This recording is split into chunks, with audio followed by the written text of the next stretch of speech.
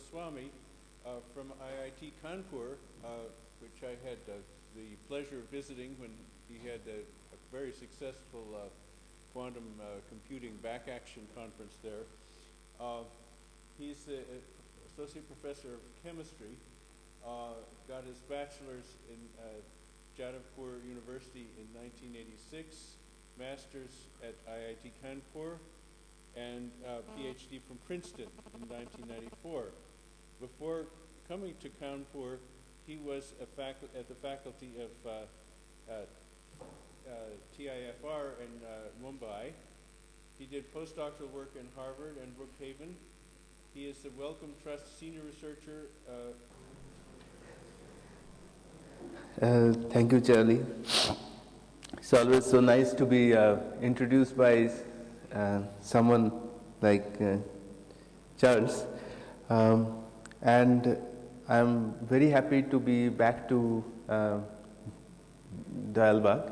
I think this is my third visit here. I'm giving a lecture for the third time also. So there are certain things which will be common. So I have tried to this time talk about one of the new things we are embarking on, which is more to do with the nanoparticular size materials, and research is slightly going towards that direction. But you have to bear with me a little because I'm also a little bit new in this area, learning. Although we wrote a book together, it was more of a literature search in that field. Now we have sort of started working in this area, and we are also trying to learn some of the new events and nuance in this area.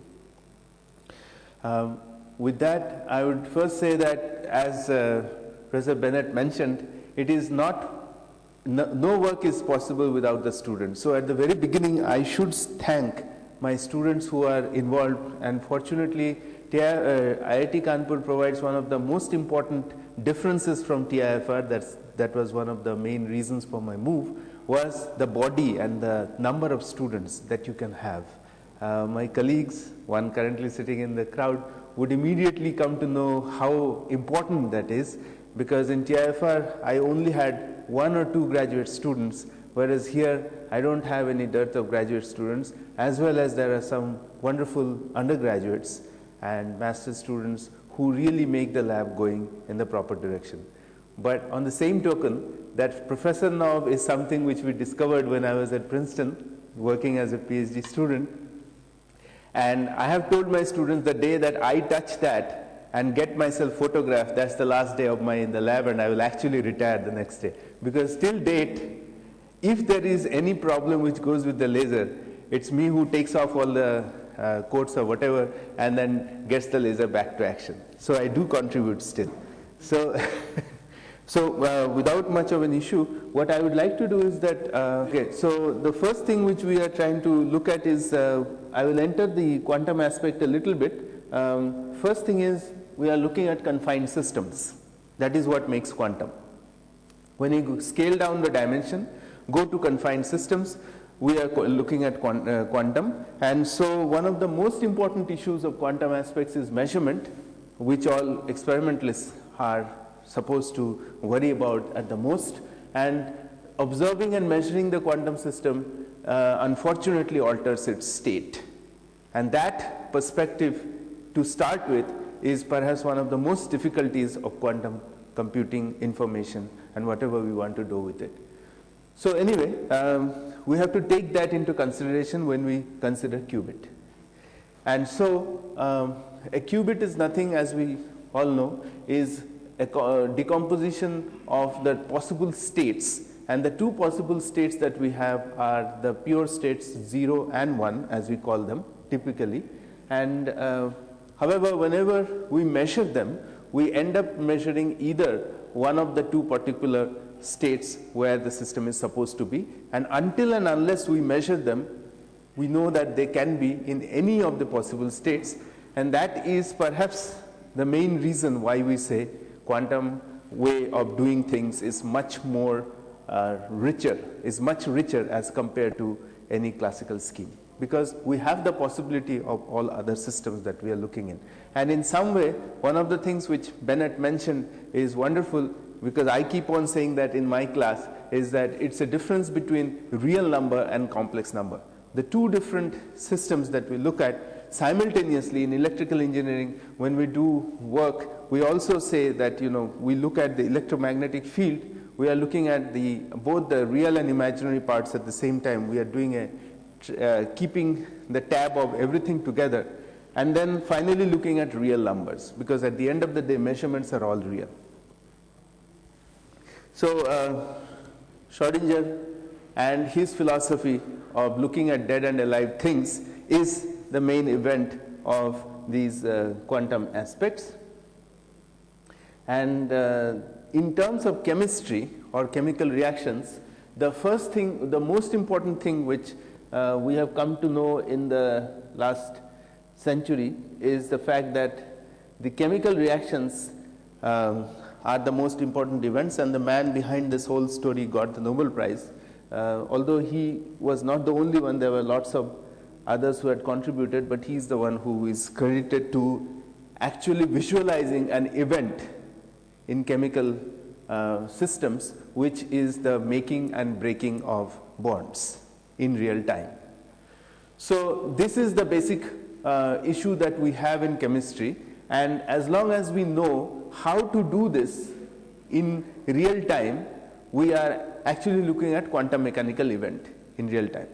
And as we can, if we can do snapshots of these, a control of how these snapshots are going to come to us is perhaps what we are after when we are talking in terms of utilizing this into quantum world.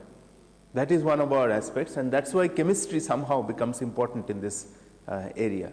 Although this part of chemistry is so intimately mixed up with physics that very often, for just reference sake, I was in the physics department in TIFR, and so on and so forth. It basically is such a mixed up situation that most people who are in this particular part of the business are very difficultly indistinguishable. They are in fact the superposition states between physics and chemistry, if I may would be allowed to say. Okay. Excuse me, if you're, as a chemist, the previous picture, what's going on appears to be forming a hydroxyl radical and a free iodine atom, which is not what the words say. Well, actually, I think what happened was this was taken out of the Scientific American, which came out, and the words were later on added, so it got mixed up. Okay, so the aspect of quantum, adiabatic quantum computing, which has been a more recent version of quantum computer which is becoming more popular, is to see whether we can take the concepts of NMR quantum computing, which has become very popular, into other domains. One of the most important aspects of NMR quantum computing is that it utilizes the molecule as the computer. So the entire computation actually works on a given molecule, because it's addressing the protons in a given molecule and is having them interact, and that's how it's making the computer. So if we are going to bring this hugely successful process as of now into other techniques, we have to try to do it in this way. So one of the aspects which also has been used in NMR is to do things in a more adiabatic manner, so that the system is able to follow the process which is being attempted at it.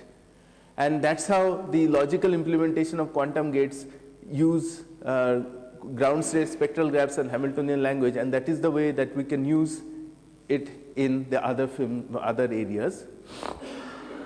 So the final resulting quantum gates would represent a device that performs a unitary transformation on selected qubits in a fixed period of time. That is what we would like to have. The computational procedure in the adiabatic quantum computing model is therefore described by continuous time evolution of a time-dependent Hamiltonian with limited energetic resources, so that we are able to keep the system under control. And with this advantage which comes is, we can perhaps make situations where system is trying to go out of control, keep it under control always in this process. The problem in this process is also known. which is the fact that there is intramolecular vibrational redistribution, which has time scales which are much, much faster as compared to what happens in NMR. In NMR, the time scales are so slow that we in fact have to think of resetting the spins, whereas in case of optical or other spectroscopy where we have similar issues, it is very, very fast. So for instance, if you have an excitation going to the vibration, they vibrate all right, but this vibration essentially immediately connects to all the other possible molecules, and therefore other possible atoms in the molecule, and therefore it's a overall vibrating system, and we wanted to keep it under this mode so that the control could have happened, which is now impossible when we have essentially excited all the possible modes. And that's why controlled chemical reactions are very difficult. If you would like to break a given particular bond, it's always the weakest part of the molecule which will break if this particular bond is not the weakest. And these time scales are much, much faster. That is one of the biggest problems. So some of the initial experiments which dates back to the 80s were more focused on trying to see if you can I think you saw some of this atomic physics principles yesterday when they were trying to show in terms of quantum dots how these have been attempted, that theoretically and experimentally when you do atomic physics, you can see Rabi oscillations, which are basically just two-level systems which are connected and coupled, and the oscillation will go, population can go back and forth. Ideally that should happen, but whenever you have other states associated with it, it doesn't work, and they don't show oscillations nicely. They just show an average which is having oscillations dampening away very fast. That's one thing. And the other thing is, on an average, since you cannot resolve these, and there are many of them coming at different delays because of systems having different frequencies, they are not exactly resonant at the same frequency, you end up seeing a washing away of the oscillations. So ideally, if you would like to go completely to the excited state, which is possible to do theoretically by coming up with pulses of light, but it is very difficult to do it by just simply using a short enough pulse of light, which is resonant at a given frequency. One of the ways it could be done was to use the principle of adiabaticity, where you would make the system believe that it is going to evolve as per the applied field. So that what you do is you basically move the system in a slow enough manner so that the decay or the dephasing of the system is not coming into the picture.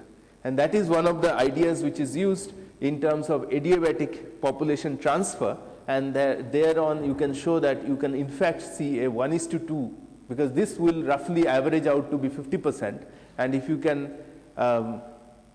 take advantage of the fact that you are able to move the system adiabatically, then you will be able to go 2 times of what the population transfer otherwise would be. So this is a model of how it sort of works out. You can see that if you think it's a simple 2-level system, you would like to keep everything here, which we know didn't work. As we saw earlier, all the populations got transferred into the different vibrating modes, and you can look at it in either way. It is as if the second level is not pure, it's distributed between other states. So that is one way of looking at it. The strength is distributed, or you can say that you have excited and that slowly goes away, as I was trying to show you. If this happens in very short time, femtoseconds, you can never see it, and in fact, so these 2 particular ways of looking at it is essentially identical. And this has been shown in reality in experiments by, again, one of the early groups which showed it was Zuel and Felker. Both Felker is also a professor now in UCLA, where they had used as an anthracene molecular system in molecular beam, where the temperatures could be brought down to situations where only couplings between well-known states could be excited, and they were able to see these beautiful oscillations which were otherwise not possible to see as you raise the temperatures, and they were able to see how these oscillations were getting damped or how they were getting connected by using these kinds of short pulse spectroscopy. So one of the ways you want to actually then work in these time scales is to use a short pulse laser pulse. The advantage of a short laser pulse, as you can see, is that it is better and better in time, so it has a very high, it can do things before the dephasing of the system. But on the other hand, your resolution in frequency goes worse and worse because your bandwidth is becoming larger and larger, and so no number of excitations that you will be actually addressing, or in other words, if you go into this picture where the number of states which will get affected will become larger and larger because the bandwidth of the spectral part is larger. So you have to worry about that. That is one aspect. And that essentially the other high resolution spectroscopies therefore always try to use the CW or the continuous wave lasers where you could go down to the simplest, the best possible line width, so that they could try to look at one single spectral line. So the two aspects are very different. The longest period of time that you can take information from a system with very little perturbation gives you information of a given state with the highest level of accuracy. Whereas on the other hand, if you are trying to get information from the system at the shortest possible time so that other instances of coupling do not occur, then you are confronted with looking at too many states at the same time. So essentially, whichever way you go, you cannot beat the system. It has, in both the cases, loopholes built in for you. Okay, so you have to come up with ways of doing things which are a little bit more sophisticated than just by looking at the laser pulses or doing things like that. So one of the techniques is to basically change the light properties so that you take advantage of both the techniques. So one of the ideas is to change the property of the wavelength within the laser pulse so that the laser pulse itself, the property of the laser pulse is changed so that the phase condition or the content of the wavelength within the laser pulse is also being connected in such a way so that the system will not, so it becomes a coupled system in some case. The best possible use of this technique of late has been found to the fact that if you can do this fast enough, or you can actually connect it to a computer, then you look at the result, and once you are starting to look at the result, you feed it back to the system, because the computer is the one which is feeding to D, which is going to modulate the pulse. So you can do this iteratively so that the results that you are looking for, unless and until that comes, you keep on closing the loop. So this is known as a closed loop control process, where until and unless the control parameters that you are looking for does not arise, you keep on sending it back to the computer or sending it back to the light pulse saying that I want this property to change, and so on and so forth. So this particular closed loop pulse shaping technique has given rise to certain control processes which are otherwise very difficult to understand. Now, by looking at these controlled events, people are also trying to understand whether they can now tell something about the molecular event that happened. Unfortunately, it turns out that the approximations often grossly point out very simple results, whereas when you use those approximated simple results to get back the response that you had generated, it somehow doesn't work. So although we have very simple results that can be generalized by doing very small little approximations, those small little approximations seem to play a major role in controlling the process.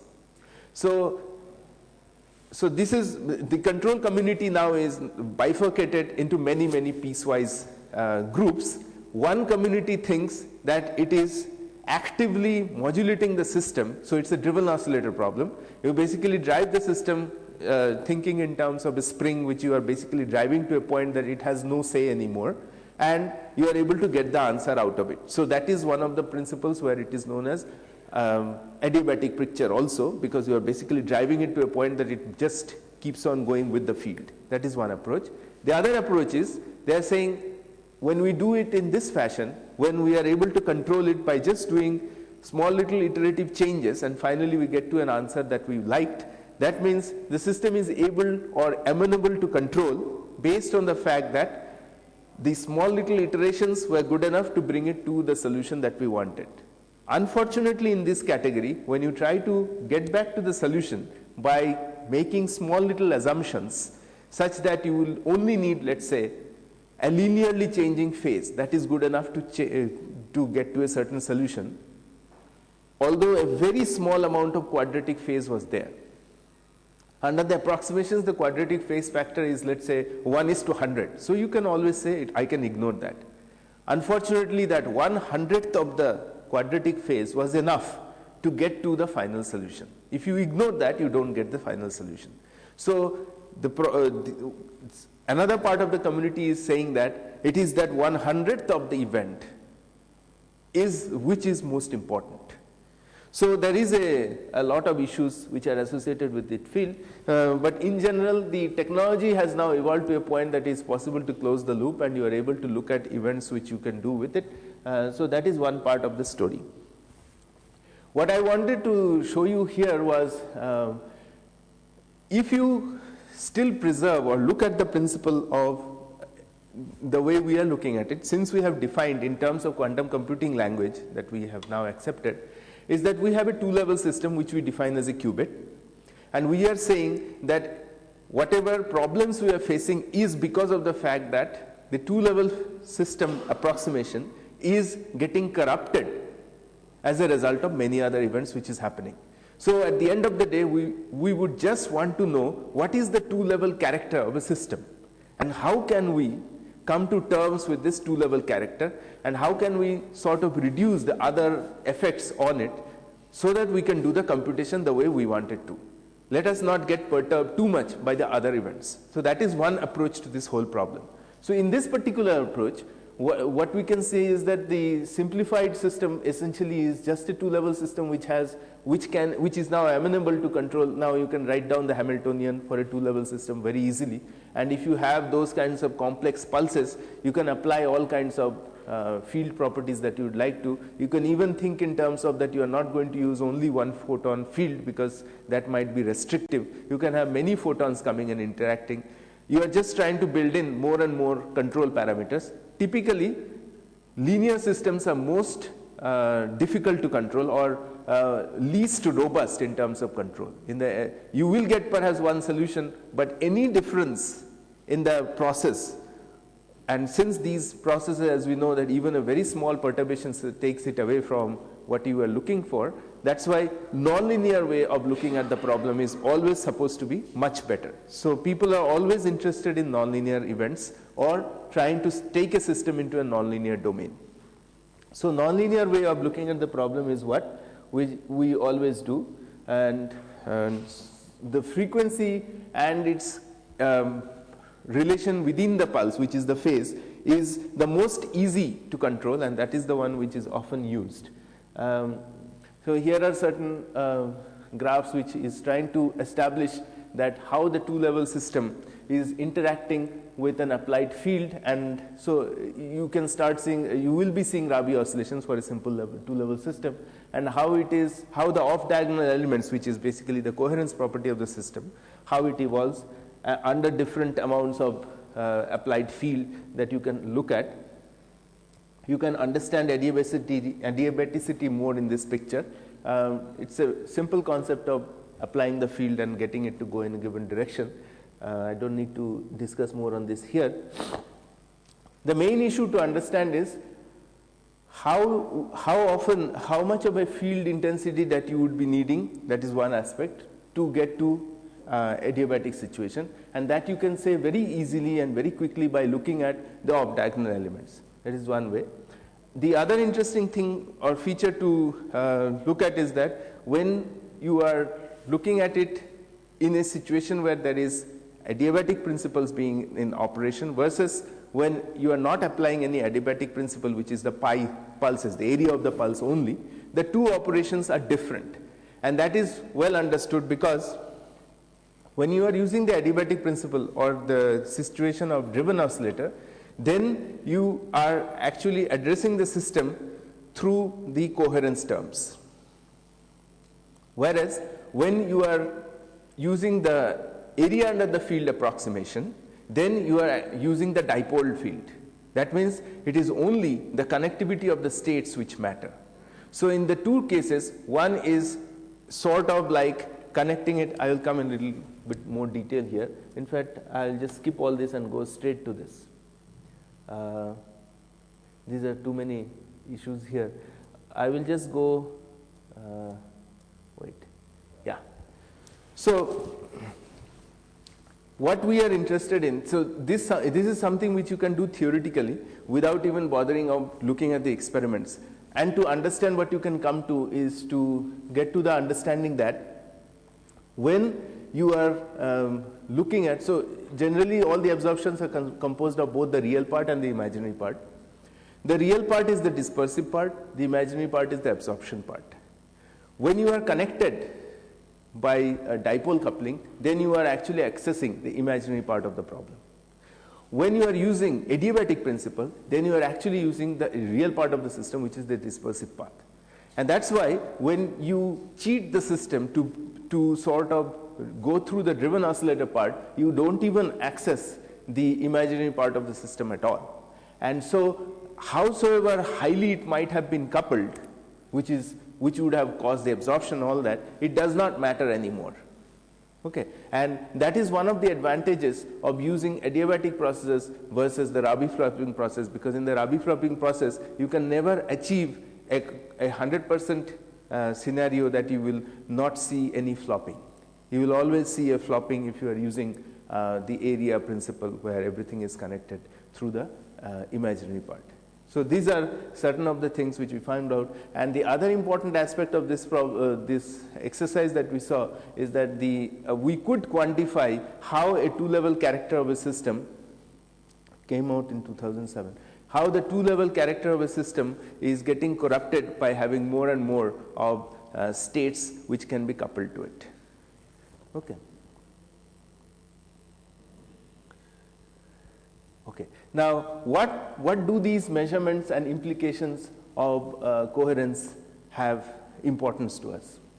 One of the important aspects of it is the off-diagonal peaks that we can get. Now, in terms of NMR, we have an analog, which is the 2D Fourier transform spectroscopy, which occurs in the infrared region, and we can do that in the infrared, and we can actually measure optically the through spectral interferometry with respect to known signals. And people have already done that.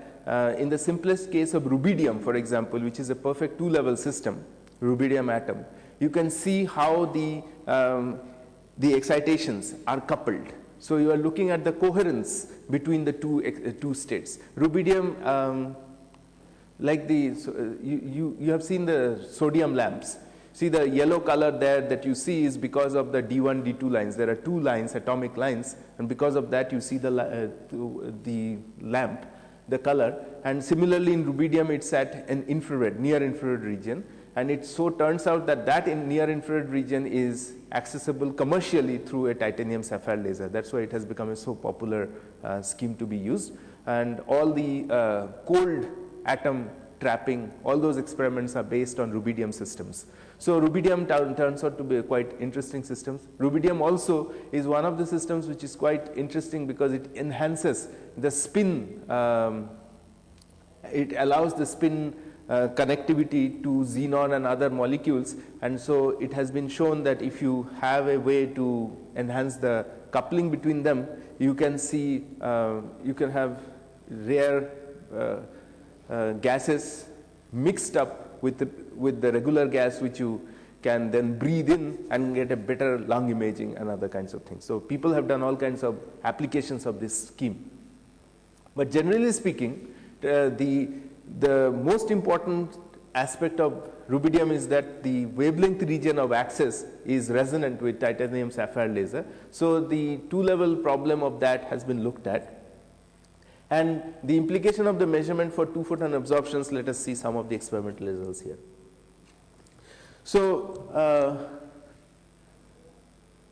So for the robust temporal control, therefore, we have the first criteria of nonlinearity, and the simplest one is the simplest two levels is nonlinearity. Two photon nonlinearity is the simplest one. So we have done some work in that area.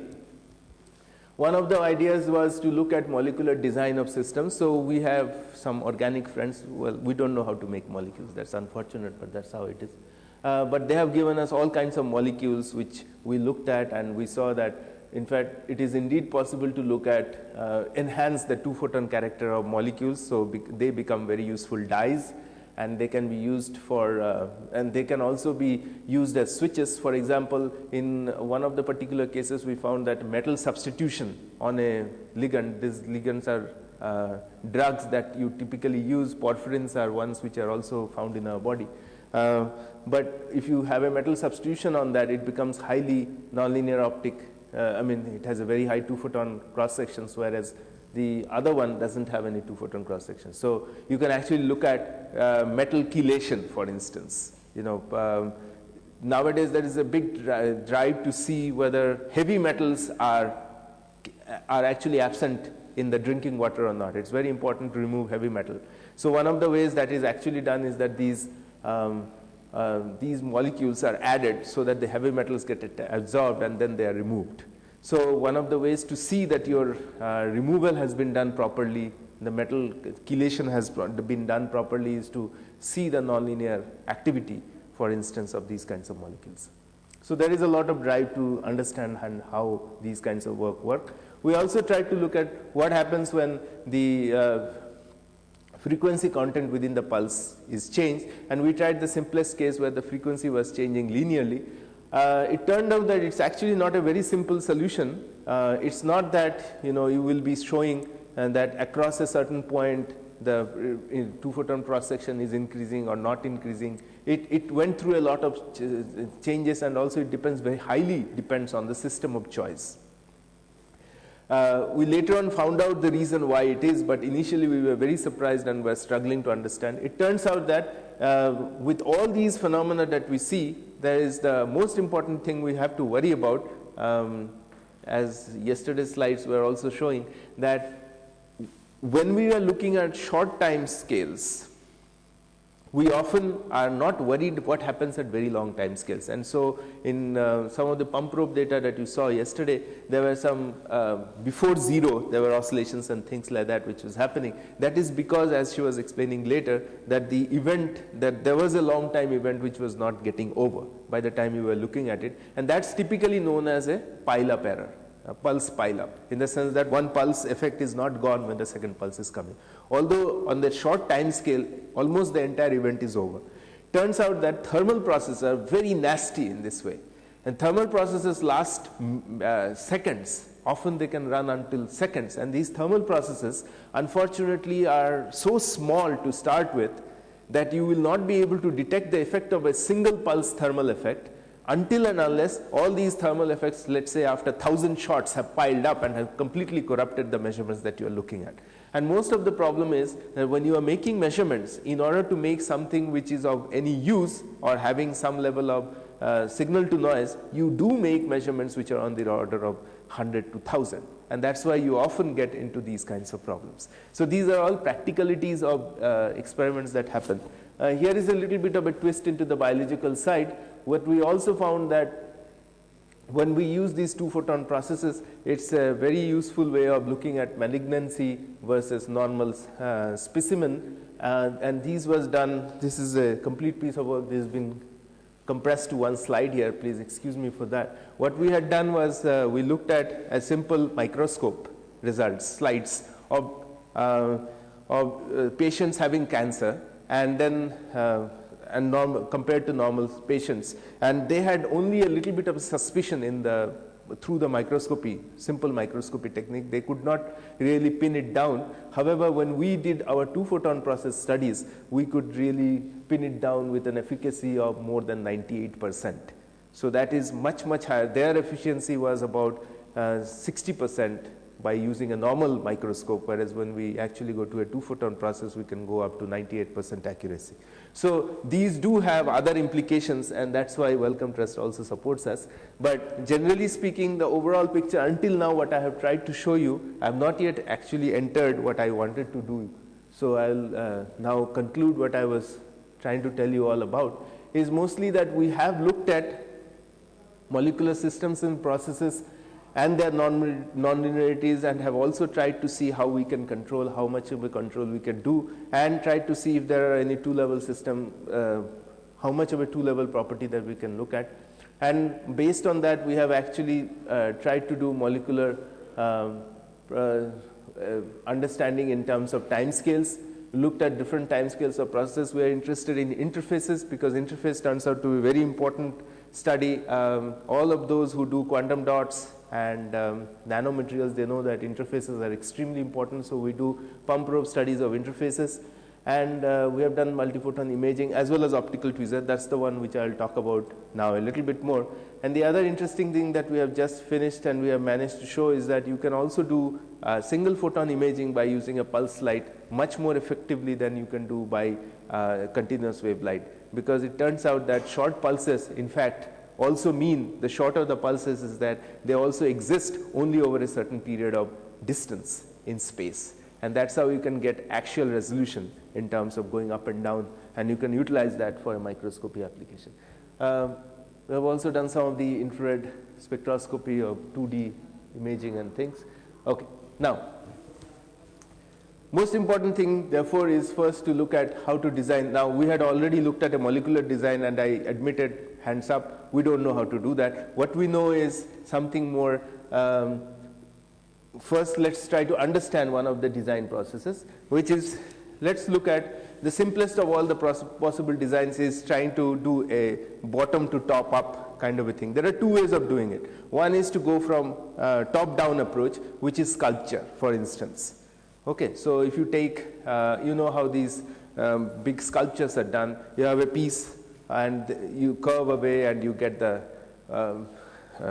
sculpture done. The other aspect is to try to put together things and build a building. For instance, you use bricks to build up a building.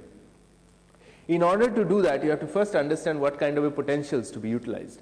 And the most often used is the Lennard-Jones potential, which has both an attractive as well as a repulsive term.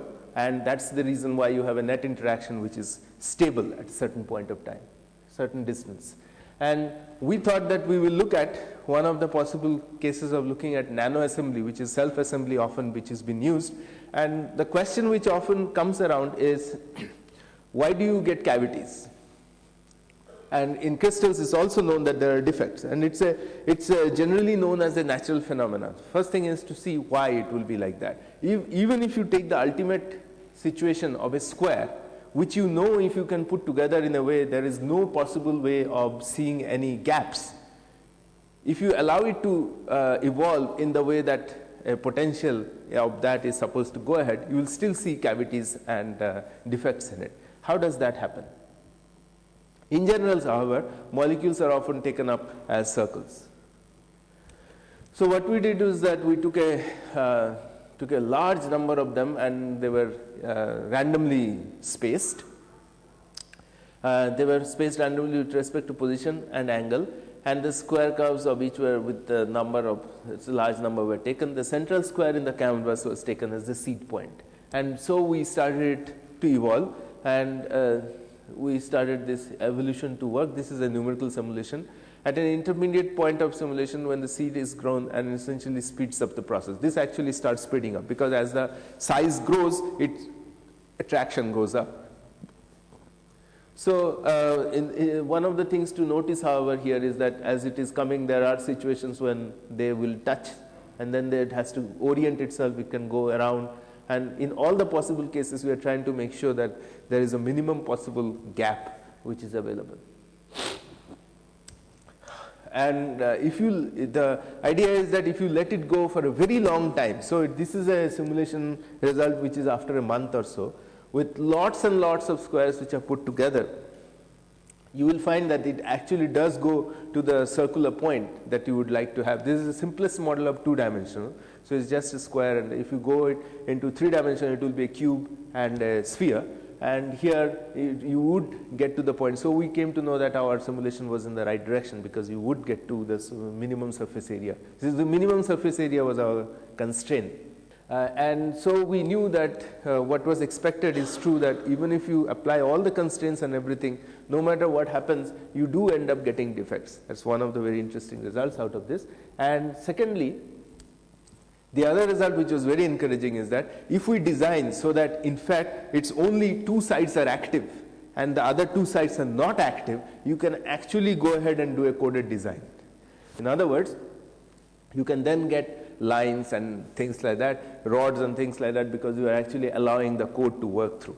So this is one of the simplest way of looking at nano design in some sense of doing nano things. It's interesting. I thought that, you know, this kind of a simulation might have been done many, many times by many, many people and groups, but turned out that the undergrad who was doing this, he was the first one to have done this kind of a simple coding kind of a thing. So we didn't have any benchmark or any other place to compare it to. It turned out to be a very interesting result in its own. Okay. So the next thing which is of importance is not only to be able to design it or to understand how it happens, but also to be able to apply certain kind of spatial control. Now, the control over 3D motion is something which is which has been attempted in many, many ways. One of the ways is to use lithographic techniques, STM techniques. The other approach is to use light to do that work for you, and that is optical tweezers. And the other one is the control over molecular dynamics, which we have already looked at, which is the temporal control. Now, in order to get to the quantum computing or quantum information logic, I think you cannot just live with one or the two. You have to have what we now want to say as a spatio-temporal control. Unless you have a spatio-temporal control, quantum computing or quantum information transfer is not going to happen. And what most of us until now have been doing is we have been focusing, well, spatial control was essentially focused on by in a different field altogether. Mostly we have been focusing on temporal control, because we have been trying to say intramolecular vibration, all kinds of dynamics is very important. We have been focusing only on that. Turns out that both of them together is very, very important. So here is one of the things about spatial control. This is where we are trying to show how we can hold on to a molecule. This was made by one of my students in one of his presentations. He had this very cute picture. So it happens to be because of one of Mark Twain's famous statement, which he also has put together. But anyway, I mean, optical tweezers have been used for looking at and holding DNA and other work. And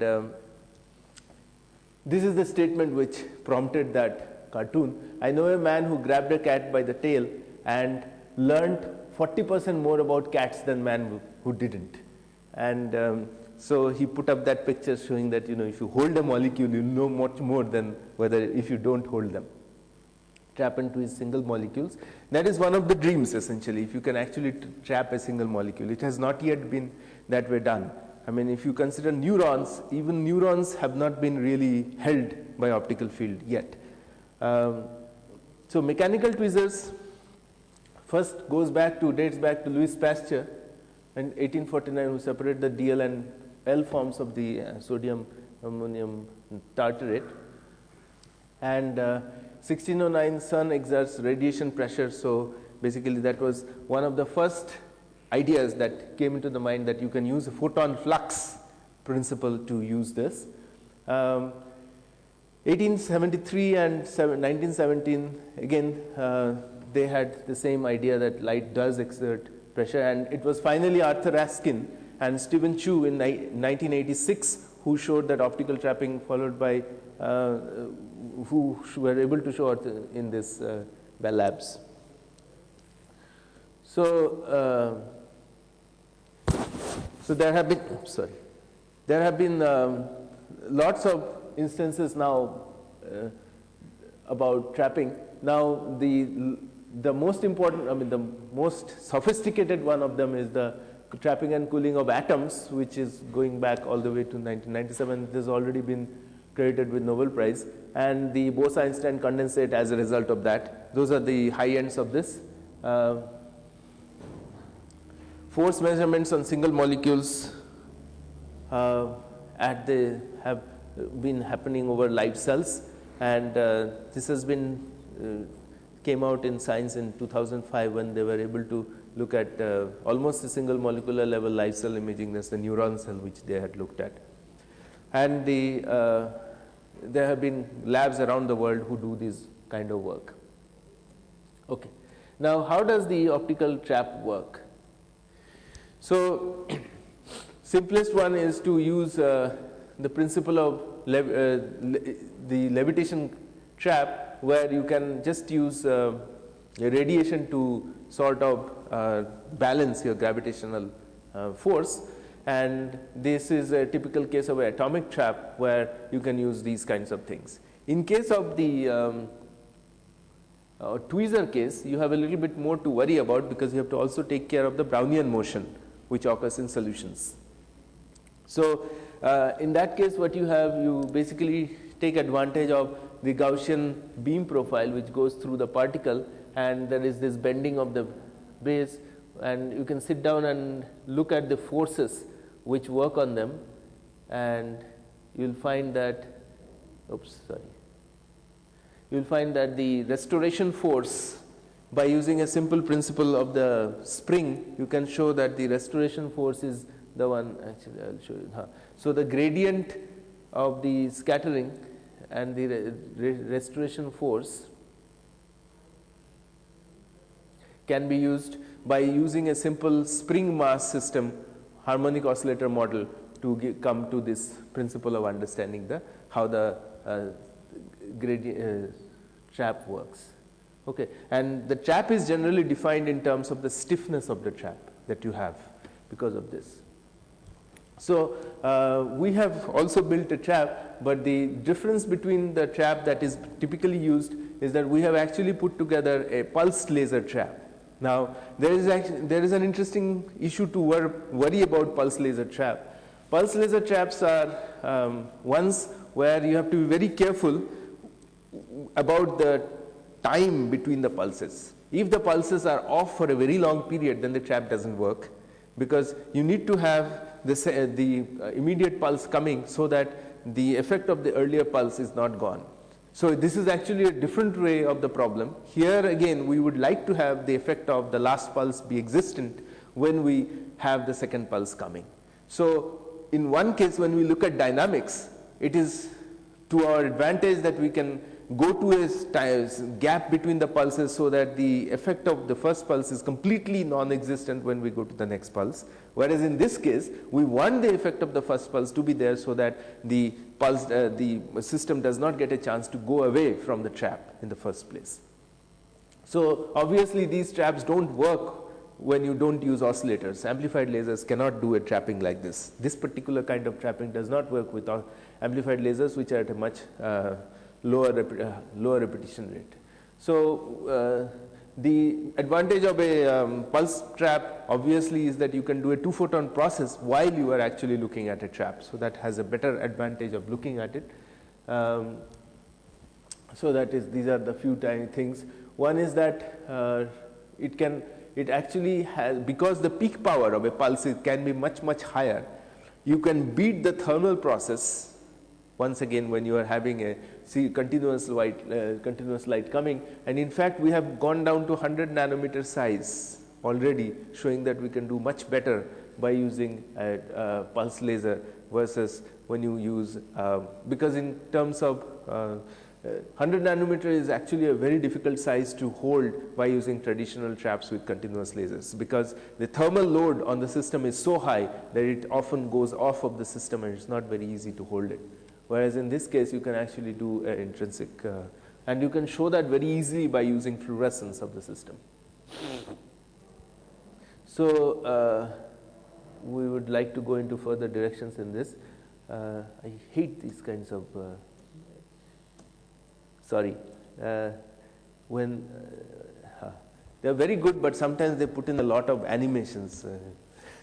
So anyway, so when you go one step further, we would like to actually see trapping of particles of any size, difficulty in trapping single molecules, which will perhaps become a much easier way of looking at it, because our way of allows us direct visualization, and you can have high efficiency photon counters. We can look at molecules in the moderately intense fields, and obviously the biggest advantage here is that we can simultaneously do dynamics while we have trapped a system. So that is one of the, so spatio-temporal trapping or spatio-temporal dynamics is something which we are after. The control with trapped system is something which we are after. And here, okay, so I'll just give you one final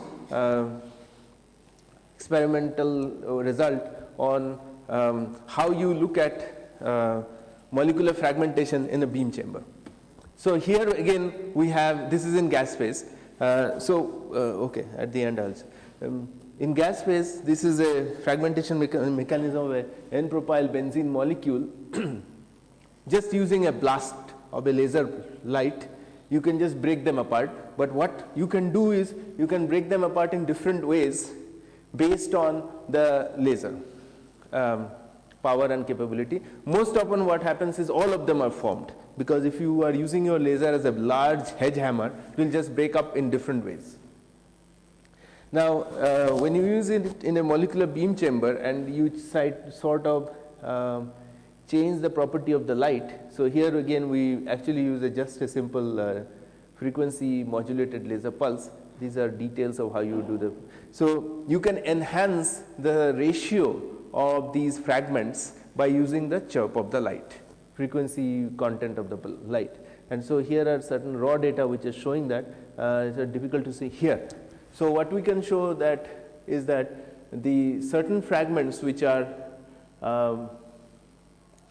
otherwise not enhanced or have equal distribution when you are using a regular pulse of radiation, certainly will get enhanced when you have the frequency of the light within the pulse changing. And so here is a situation where certain pulse frequency content will actually enhance certain things. So it is one of the another ways of looking at how you can control how the molecular channels are being looked at. So all this work is not possible unless you have the enough of a technology. So we have amplified laser technology which can give us about 1 millijoule per pulse at about 40 femtoseconds, which is at a low rep rate of about 1000 hertz. The other one is a homemade oscillator which can run at very high repetition rate. We have all these microscopes and tweezers which again are used at high rep rates. They are in close to 100 megahertz, 10 to the power 8 pulses per second. Then we have a pulse shaper which actually changes the pulse. And here is the final setup where, by the way, these machine is made with the help of turbomolecular pumps, which are nothing but your jet engine turbines that you use in the aeroplanes. And what we are trying to do, this is our slide of all the different things that can happen in a laser lab with when you have put together all the lasers, is that you can go between different phases of systems, so liquid, solids, gases. You can actually look at dynamics, you can actually look at spatial aspects, as well as you can do microscopy. All the different things can be done at different cases, and you can do entangled photon. We do have entangled photons, and we are trying to actually do microscopy with it, because we hope to see a lot more information than you can ever get out of a regular light microscope that we do as of now. With that, I don't know how what the future lies for us, whether it will be more of philosophy or more of science. I think nobody knows about it more. I found an interesting Dilbert cartoon which says, I have invented a quantum computer capable of interacting with matter from other universe to solve complex equations. According to chaos theory, your tiny change to another universe will shift its destiny, possibly killing every inhabitant. And you know how Dilbert goes. He says, shift happens, fire it up. So I don't know if we can say that, but that's how it is. Yesterday, I think we saw a slide which showed that 5,000 people, 50,000 people are, if 50,000 people are killed every year, whether you will go for that technology or not. And that was just a car versus a nano. So we don't know what lies ahead of us, philosophy or science or good benefit for the world. These are all the people responsible, some of the people actually responsible for it. And Vishal has helped us write this book. Thank you very much. And we have the quantum computing, which Bennett was saying, has become quite a bit of a back action book, has become quite a bit of a success. I would recommend, actually this is one of the suggestions which I wanted to give Vishal about, that we do take out some proceedings with, because AIP, for example, is very, very interested. We can talk to Springer also. One of these which you can later on discuss. And there has been one book on lasers on chemistry where we had written something for most of the recent things, because I think lasers and chemistry generally do not gel, but it has come to a point people are beginning to let us be there, live there. That's how it is. Thank you.